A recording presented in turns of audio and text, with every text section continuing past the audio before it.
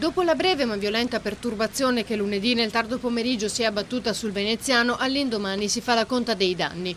Dalle prime ore del mattino i vigili del fuoco, dopo i primi interventi di lunedì, si sono concentrati su cornicioni pericolanti, tetti danneggiati e rami in mezzo alla strada nelle aree costiere di Chioggia, dove è stata definitivamente annullata la cerimonia di apertura della manifestazione Ottobre Blu al terminal passeggeri dell'Isola dei Saloni, gravemente danneggiato da una tromba d'aria che ha mandato in frantumi vetrate e devastato stand e padiglioni. Ed è venuto avanti così. Paura anche per 3 persone sorprese a bordo della propria imbarcazione in mare, soccorse da una motovedetta della Capitaneria di Porto. A Chioggia dunque i danni più grossi, ma il violento acquazzone ha provocato danni anche a Martellago, Mirano, Spinea e lungo la riviera del Brenta, con strade allagate e blackout. Auto ferme in sosta anche all'ingresso dell'autostrada, in attesa che l'acqua scendesse con meno potenza per poter ripartire. A Mestre, per evitare ulteriori disagi, alcuni residenti di via Cappuccina nella mattinata si sono rimboccati le maniche e hanno ripulito la carreggiata da foglie e rami.